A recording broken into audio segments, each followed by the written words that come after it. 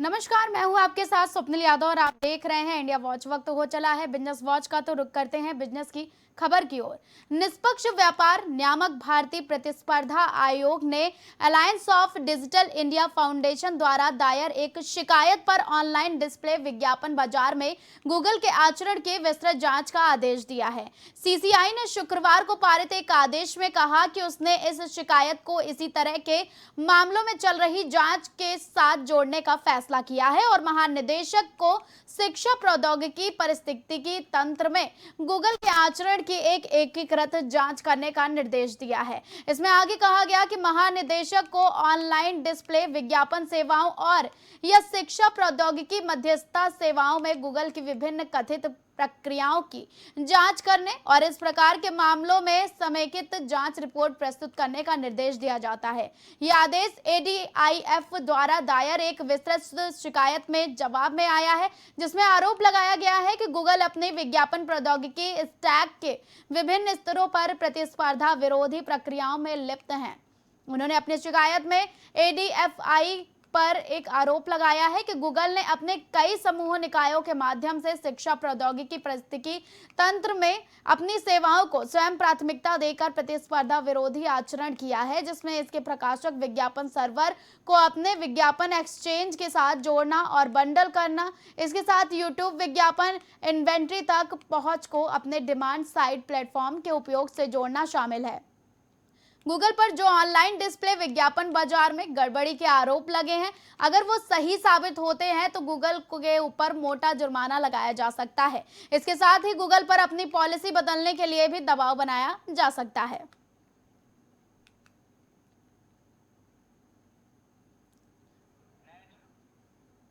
IPO की होड़ अभी थमी नहीं है। आने वाला हफ्ता फिर से गहमा गहमी भरा होने वाला है। इसका मतलब है कि अगले हफ्ते 2 main board issue, 7 SME IPO और कई लिस्टिंग के लिए तैयार हैं। इसमें नेशनल सिक्योरिटीज डिपॉजिटरी का आईपीओ सबसे अहम माना जा रहा है। आपको बता दें कि इसमें पैकेज फूड प्रोडक्ट्स और इसके साथ कई अन्य प्रोडक्ट्स भी शामिल रहेंगे। 4 अगस्त से शुरू होने वाले इस हफ्ते में कौन कौन से आईपीओ आने वाले हैं, चलिए हम आपको बताते हैं। सूची में सबसे ऊपर नॉलेज रेवेल्ट्री ट्रीट यानी कि केआरटी का 4,800 करोड़ रुपए का आईपीओ है, जो 5 अगस्त को सब्सक्रिप्शन के लिए खुलेगा और 7 अगस्त को बंद हो जाएगा। ग्रॉस एसेट वैल्यू और वित्त वर्ष 2025 की नेट ऑपरेशनल रेवेन्यू के आधार पर यह लिस्टिंग के बाद भारत का सबसे बड़ा ऑफिस आरईआईटी होगा। आपको बता दें इसका प्राइस बैंड 95 रुपए से 100 रुपए प्रति यूनिट निर्धारित किया गया है और हाईवे इंफ्रास्ट्रक्चर भी मुख्य धारा में आ गया है, जो नए इशू और ओएफएस के माध्यम से 130 करोड़ रुपए जुटाने की योजना बना रहा है। ये आईपीओ 5 अगस्त से खुलेगा और 7 अगस्त को बंद हो जाएगा। इसके शेयरों की कीमत 65 रुपए से 70 रुपए प्रति शेयर के बीच होगी। कंपनी 1.39 करोड़ नए 50 शेयर जारी कर रही है, जबकि मौजूदा शेयर धारक 46 लाख शेयर बेचेंगे। इस धनराशि का उपयोग कार्यशैली पूंजी की जरूरतों और सामान्य कॉर्पोरेट उद्देश्यों के लिए किया जाएगा।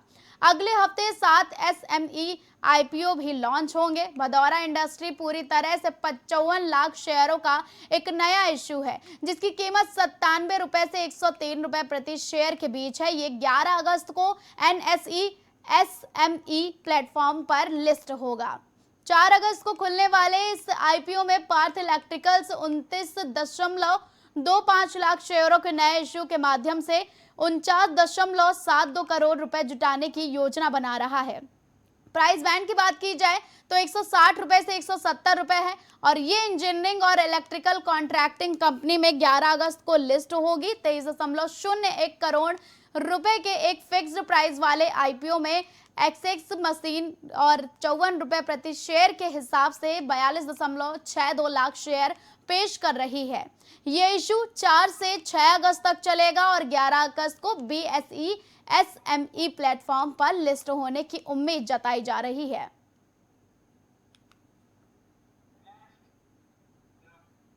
भारतीय जीवन बीमा निगम यानी कि एलआईसी ने महिलाओं को आत्मनिर्भर बनाने के लिए एक खास योजना एलआईसी बीमा सखी योजना शुरू की है। देश की सबसे बड़ी बीमा कंपनी एलआईसी की ये योजना खास तौर पर उन महिलाओं के लिए है जो हर महीने आय अर्जित कर अपने परिवार को सहयोग देना चाहती हैं। इस योजना के तहत महिलाएं एलआईसी एजेंट बनकर न सिर्फ कमाई करेंगी बल्कि लोगों को बीमा के प्रति जागरूक भी करेंगी।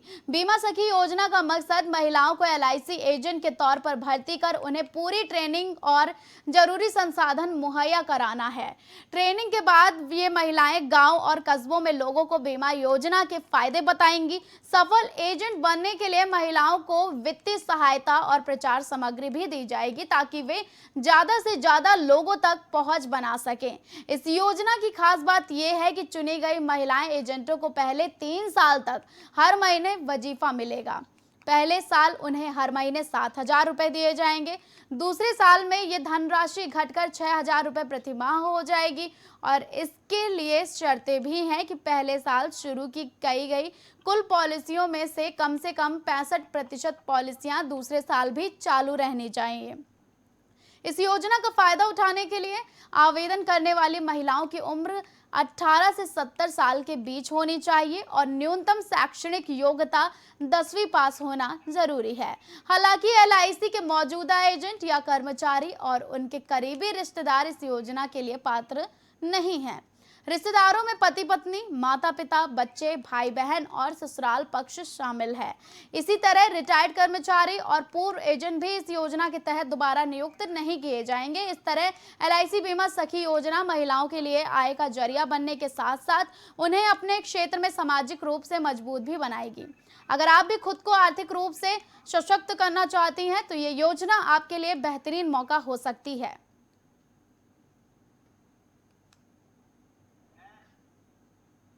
प्रधानमंत्री नरेंद्र मोदी ने शनिवार को कहा कि भारत दुनिया की तीसरी सबसे बड़ी इकोनॉमी बनने की राह पर है और इसलिए अपने आर्थिक हितों को लेकर सतर्क रहने की भी काफी जरूरत है। हाल ही में मॉर्गन स्टैनली की एक रिपोर्ट सामने आई जिसमें कहा गया कि भारत 2028 तक तीसरी सबसे बड़ी अर्थव्यवस्था बनने की राह पर चल रहा है और इसकी योजना 2035 तक अपनी जीडीपी को दोगुने से अधिक बढ़ाकर $10.6 ट्रिलियन करने की है। वित्त मंत्रालय द्वारा शुक्रवार को जारी आंकड़ों के मुताबिक जुलाई में भारत का वस्तु और सेवा कर यानी कि जीएसटी कलेक्शन सालाना आधार पर 7.5% बढ़कर 1,95,735 करोड़ रुपए तक पहुंच गया है। इसके साथ ही लगातार 7वें महीने कलेक्शन 1.8 लाख करोड़ रुपए से ऊपर रहा है। अप्रैल जुलाई 2025 में कलेक्शन सालाना आधार पर 10.7% घटकर 8,18,009 करोड़ रुपए हो गया है। देश में महंगाई में कमी आई है जिससे लोगों को राहत मिली है। उपभोक्ता मूल्य सूचकांक यानी कि सीपीआई महंगाई जून 2025 में घटकर 2.10% रह गई, जो जनवरी 2019 के बाद से इसका सबसे निचला स्तर है और महंगाई को लेकर भारतीय रिजर्व बैंक के लगाए गए अनुमान 4% के दायरे में है। महंगाई में आई गिरावट मुख्य रूप से खाने पीने की चीजों जैसे कि सब्जी, अनाज, दालें, दूध, मसाले और चीनी की कीमतें कम होने की वजह से, जिससे घरेलू खर्च में कमी आने में मदद मिली है। वित्त वर्ष 2025 से 26 की पहली तिमाही यानी कि अप्रैल से जून 2025 में भारत का निर्यात बढ़कर 210.31 अरब डॉलर हो गया है, जो साल दर साल 5.94% की बढ़त को दर्शाता है, जबकि आयात में 4.38% का उछाल आया है। इससे व्यापार घाटा 9.4% कम होकर 20.31 अरब डॉलर रह गया है। सेवाओं का निर्यात भी 10.93% बढ़कर 98.13 अरब डॉलर हो गया है, जबकि गैर पेट्रोलियम निर्यात में 5.98% और गैर रत्न और आभूषण निर्यात में 7.23% की वृद्धि हुई है, जो निर्यात की सभी कैटेगरी में व्यापक मजबूती का संकेत दर्शा रही हैं।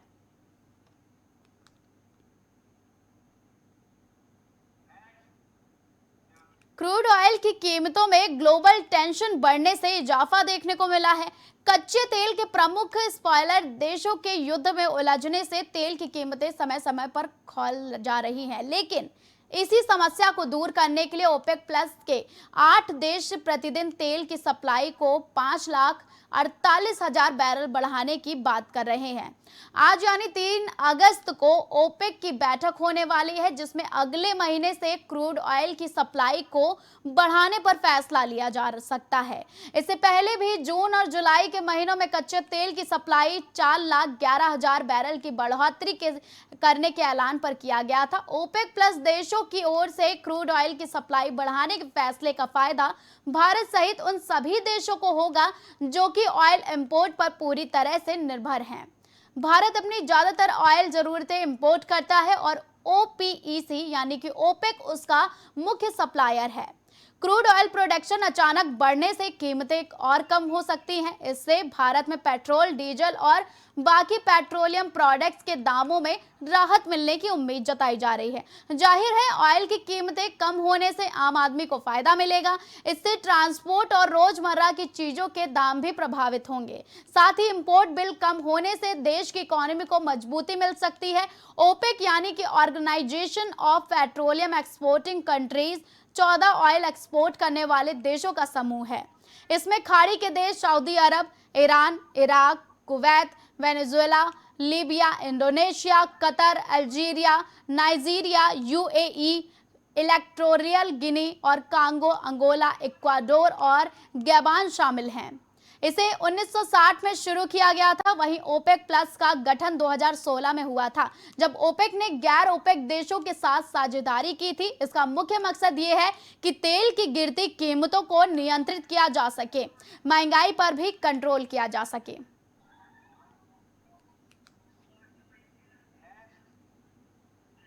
रिजर्व बैंक ऑफ इंडिया फरवरी 2025 से अभी तक 4 बार महीने में प्रतिशत कटौती कर चुकी है, जिसका सीधा फायदा आम कर्जदारों को हुआ है, क्योंकि बैंकों में इसका सीधा फायदा अपने कस्टमर को कर्ज सस्ता करके दिया है।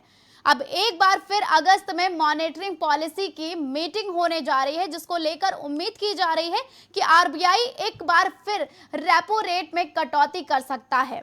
भारतीय स्टेट बैंक ऑफ इंडिया यानी कि एसबीआई की रिपोर्ट के मुताबिक भारतीय रिजर्व बैंक यानी कि आरबीआई अपनी आगामी मौद्रिक नीति समिति यानी कि एनपीसी की बैठक में 25 बेसिस पॉइंट यानी कि बीपीएस की रेपो रेट कटौती कर सकता है।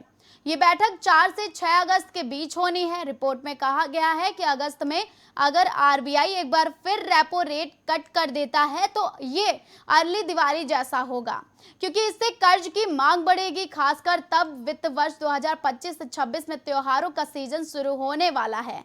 रिपोर्ट में यह भी बताया गया है कि पिछले आंकड़े साफ तौर पर दिखाते हैं कि दिवाली से पहले रेपो रेट में कटौती से त्योहारों के दौरान कर्ज की ग्रोथ ज्यादा होती है। रिपोर्ट में कहा गया कि हम उम्मीद करते हैं कि आरबीआई अगस्त की नीति में 25 बीपीएस की कटौती के साथ आगे भी ऐसी ही रिपोर्ट करेगा। रिपोर्ट में यह भी जोड़ा गया कि आंकड़े बताते हैं कि जब भी त्योहार जल्दी आते हैं और उनसे पहले रेट कटौती होती है तो कर्ज की ग्रोथ तेजी से बढ़ती है। रिपोर्ट में यह भी कहा गया कि पिछले कई महीनों से महंगाई दर आरबीआई के लक्ष्यों के दायरे में है। ऐसे में अगर आरबीआई कड़ाई वाली मौद्रिक नीति को जारी रखता है तो इससे उत्पादन में नुकसान हो सकता है, जिसकी भरपाई मुश्किल होगी। रेपो रेट से कटौती से केंद्रीय बैंक का मकसद महंगाई को काबू में रखना और विकास को संतुलित करना दोनों होता है। स्टैंडर्ड क्वाड्रेटिक लॉस फंक्शन का हवाला देते हुए रिपोर्ट में आगाह किया गया है कि अगर आरबीआई ये मानकर अभी रेट कट नहीं करता है कि महंगाई कम होना स्थायी है, तो ये बड़ी गलती हो सकती है। हकीकत में महंगाई कम रह सकती है और उत्पादन में गिरावट बढ़ सकती है। रिपोर्ट में कहा गया कि टैरिफ से जुड़ी अनिश्चितताओं, जीडीपी ग्रोथ, FY27 के लिए सीपीआई आंकड़े और FY26 का त्योहार सीजन, ये सभी पहले ही शेड्यूल में आ चुके हैं। प्रधानमंत्री नरेंद्र मोदी ने वाराणसी के सेवापुरी स्थित बनौली गांव से पीएम किसान सम्मान निधि योजना की 20वीं किस्त जारी कर दी है। इस किस्त के जरिए लगभग 9.7 करोड़ किसान के खाते में 20,500 करोड़ रुपए से अधिक की राशि भेजी गई है। किसानों के बैंक अकाउंट्स में पैसे आना शुरू हो गए हैं। अगर आप एक पात्र किसान हैं तो आपके भी खाते में 20वीं किस्त का पैसा जरूर आया होगा, या अगले कुछ घंटों या फिर कुछ दिनों में आ जाएगा। लेकिन अगर आपकी किस्त अटक गई है, आपको क्या करना चाहिए? अगर अब तक आपके खाते में पीएम किसान योजना की 20 23वीं किस्त का पैसा नहीं आया तो आपको घबराने की जरूरत नहीं है। आपको खाते में पैसा क्यों नहीं आया, इसके पीछे का कारण जानने के लिए आप 1800-180-1551 पर कॉल कर सकते हैं या फिर आप हेल्पलाइन नंबर 0112338192 पर कॉल कर भी इसकी शिकायत कर सकते हैं। आप पीएम किसान ICT@gov.in पर ईमेल करके भी आप अपनी समस्या बता सकते हैं। हालांकि अगर आपकी KYC पूरी नहीं हुई है या भूलेख का सत्यापन नहीं हुआ है या फिर बैंक डिटेल में गड़बड़ी है तो आपकी किस्त अटक सकती है। भारतीय शेयर बाजार में अमेरिकी राष्ट्रपति द्वारा भारत के लिए 25% टैरिफ लगाने की घोषणा का व्यापक असर देखने को मिला है। ट्रंप की घोषणा के बाद भारतीय बाजार में आज लगातार दूसरे दिन और कुल मिलाकर लगातार चौथे दिन गिरावट दर्ज की गई। हफ्ते के आखिरी दिन शुक्रवार को BSE सेंसेक्स 585.67 अंकों की गिरावट के साथ 80,599.91 अंकों पर बंद हुआ। इसी तरह आज NSE का निफ्टी 50 इंडेक्स भी 203.00 अंकों के नुकसान के साथ 24,565.35 अंकों पर बंद हुआ। आपको बता दें कि गुरुवार को सेंसेक्स 296.28 अंकों की गिरावट के साथ 81,185.58 अंकों पर और निफ्टी 86.70 अंकों के नुकसान के साथ 24,768.35 अंकों पर बंद हुआ था। सेंसेक्स की 30 में से सिर्फ 6 कंपनियों के शेयर बढ़त के साथ हरे निशान में बंद हुए और बाकी की सभी 24 कंपनियों के शेयर गिरावट के साथ लाल निशान पे बंद हुए। वहीं इसी तरह निफ्टी 50 में से सिर्फ 11 कंपनियों के शेयर बढ़त के साथ हरे निशान पर बंद हुए। इसके साथ बाकी के सभी 39 कंपनियों के शेयर नुकसान के साथ लाल निशान में बंद हुए। आज सेंसेक्स की कंपनियों में शामिल ट्रेंड के शेयर सबसे ज्यादा 3.23% की बढ़त के साथ बंद हुए।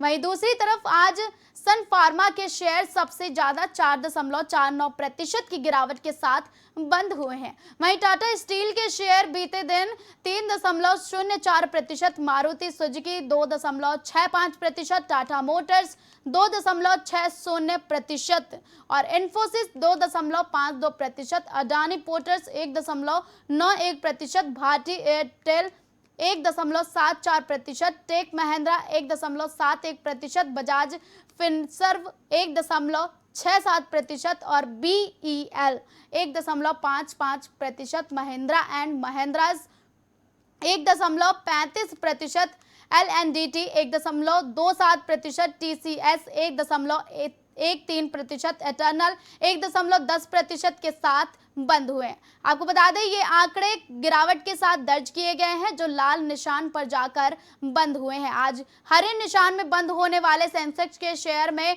Asian patents, Hindustan Unilever, ITC, Kotak Mahindra bank और रिलायंस इंडस्ट्री के नाम शामिल हैं।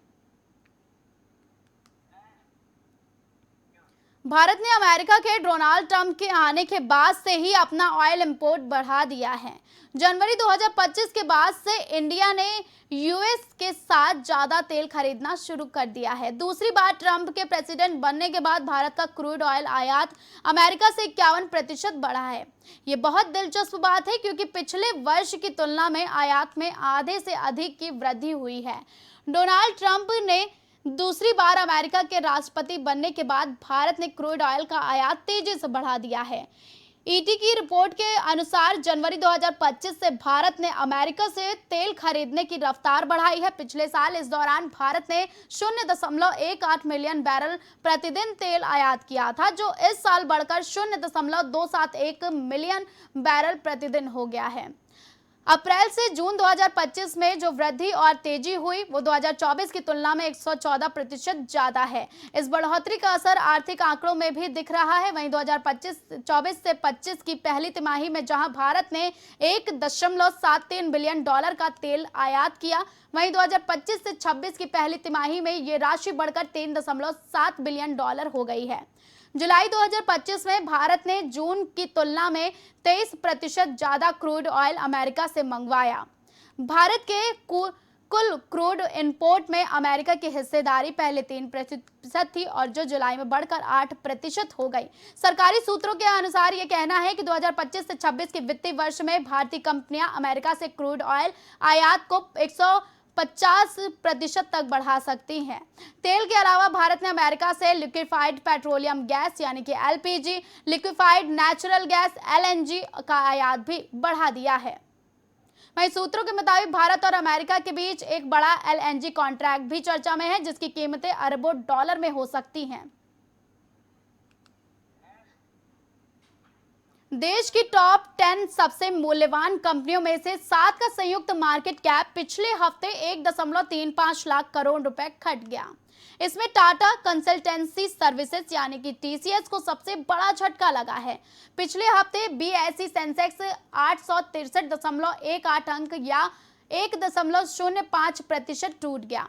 इस दौरान TCS, Bharti Airtel, ICC bank और भारतीय स्टेट बैंक, इंफोसिस, भारतीय जीवन बीमा निगम और बजाज फाइनेंस के मार्केट कैप में संयुक्त रूप से 1,35,349.93 करोड़ रुपए की गिरावट आई। दूसरी ओर रिलायंस इंडस्ट्रीज, एचडीएफसी बैंक और हिंदुस्तान यूनिलीवर का मार्केट कैप बढ़ा है। इन तीनों कंपनियों ने कुल मिलाकर 39,989.72 करोड़ रुपए जोड़े। टीसीएस का मार्केट कैप 47,487.40 करोड़ रुपए घटकर 10,86,547.86 करोड़ रुपए रह गया है। भारतीय एयरटेल का बाजार पूंजीकरण 29,936.06 करोड़ रुपए घटकर 10,74,903.87 करोड़ रुपए रह गया है। हिंदुस्तान यूनिलीवर लिमिटेड का मूल्यांकन 32,013.18 करोड़ रुपए बढ़कर 5,99,462.97 करोड़ रुपए पहुंच गया है। रिलायंस इंडस्ट्री सबसे मूल्यवान कंपनी बनी रही है। उसके बाद एचडीएफसी बैंक, टीसीएस, भारतीय एयरटेल, आईसीआईसीआई बैंक, भारतीय state bank, Infosys, Hindustan Unilever और एलआईसी के साथ बजाज फाइनेंस का स्थान रहा है। पिछले हफ्ते डोनाल्ड ट्रंप द्वारा भारत पर 25% टैरिफ लगाने के ऐलान में बाजार टूट गया था।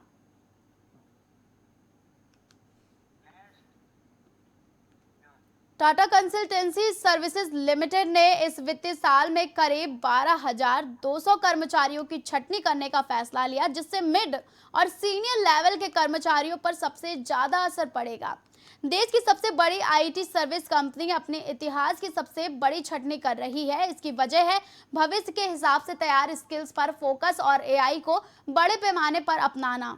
ऐसे में जॉब लॉस इंश्योरेंस, जो पहले बहुत कम लोगों के लेते थे, अब फिर से चर्चा में आ गया है। अगर किसी की नौकरी अचानक चली जाए तो जॉब लॉस इंश्योरेंस व्यक्ति को जरूरी खर्चे चलाने में मदद करता है। ये तब तक सहारा देता है जब तक कोई दूसरी नौकरी नहीं मिल जाती। ये लोन की किस्तें, किराया, बिजली पानी के बिल और मेडिकल खर्च जैसे जरूरी खर्च कवर करने में मदद करता है, ताकि सेविंग्स से हाथ न डालने पड़े। बजाज एलायंस जनरल इंश्योरेंस के executive vice president Gurdeep Singh Badda ने बताया कि ये उन लोगों के लिए अच्छा विकल्प है जो नौकरी जाने की चिंता में रहते हैं, खासकर आईटी, स्टार्टअप और मैन्युफैक्चरिंग जैसे सेक्टरों में, जहां बार बार छंटनी अब आम बात हो गई है और सिर्फ मंदी तक सीमित नहीं है। इस इंश्योरेंस का प्रीमियम व्यक्ति की सैलरी, पॉलिसी की अवधि, जॉब रिस्क और ये अकेले लिया गया या ग्रुप में, इन बातों पर निर्भर करता है। गुरदीप सिंह ने आगे कहा कि कंपनी या बैंक से मिलने वाली ग्रुप पॉलिसी में प्रीमियम कम होता है। प्रीमियम इंडस्ट्री या जॉब रोल पर भी निर्भर करता है। ज्यादा रिस्क वाले सेक्टरों में प्रीमियम ज्यादा हो सकता है।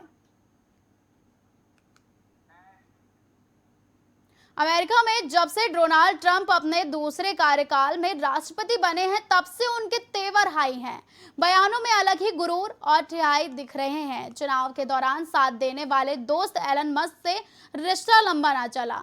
मस्क अलग हुए, फिर राष्ट्रपति ट्रंप ने दुनिया पर टैरिफ का बम फोड़ दिया, जो कुछ देशों में लागू हो गया है और कुछ में लागू होना बाकी है। लेकिन चुनावी प्रचारों में मेक अमेरिका ग्रेट अगेन का नारा देने वाले डोनाल्ड ट्रंप के फैसले उनके लिए ही घातक साबित हो सकते हैं। ऐसा हम नहीं, ऐसा कह रहे हैं आंकड़े। इकोनॉमी का ग्लोबल एज लाने वाले ट्रंप अमेरिका के लिए खलनायक बन रहे हैं। डोनाल्ड ट्रंप की नीतियों का असर अब अमेरिका की इकोनॉमी पर भी दिखा दिखाई देने लगा है। पिछले एक हफ्ते में सामने आई रिपोर्ट पर भी अगर नजर डालें तो यूएस की अभी की स्थिति का ठीक ठाक अंदाजा लगाया जा सकता है। रोजगार के अवसर कम हो रहे हैं, मुद्रास्फीति बढ़ रही है, पिछले साल की तुलना में विकास दर भी धीमी हो गई है। हाल ही में आई आर्थिक खबरें बता रही हैं कि आने वाला समय अमेरिका के लिए और मुश्किल भरा हो सकता है। पिछले हफ्ते के आंकड़ों से पता चलता है कि अगर हालात ऐसे ही रहें तो ट्रंप को कई परेशानियों का सामना करना पड़ सकता है। शुक्रवार को आई जॉब्स रिपोर्ट में देखा गया कि ट्रंप के टैरिफ लागू करने के बाद से अप्रैल से अब तक अमेरिकी कंपनियों ने मैन्युफैक्चरिंग सेक्टर में 37,000 नौकरियां खत्म कर दी हैं। पिछले 3 महीनों में नई भर्तियां बहुत कम हुई हैं। जुलाई में सिर्फ 73,000, जून में 14,000 और मई में 19,000 नौकरियां बढ़ी हैं। यानी पहले के अनुमान में 2,58,000 कम नौकरियां हैं। पिछले साल औसतन हर महीने 1,68,000 नौकरियां बढ़ रही थी। गुरुवार को आई महंगाई की रिपोर्ट में पता चला कि जून तक में एक साल में कीमतें 2.6% बढ़ी और जो अप्रैल में 2.2% से ज़्यादा है। आयात की चीज़ों जैसे उपकरण, फर्नीचर, खिलौने और स्पोर्ट्स के सामान की कीमतें मई से जून तक तेजी से बढ़ी। बुधवार को जीडीपी की रिपोर्ट आई जिसमें देखा गया कि इस साल की पहली छमाही में जीडीपी की ग्रोथ रेट 1.3% से भी कम रही, जो पिछले साल की 2.8% से काफी कम है। फिलहाल बिजनेस वॉच की खबरों में इतना ही। अब वक्त हो गया है आपसे इजाजत लेने का, तो हमें दीजिए इजाजत और आप देखते रहें इंडिया वॉच।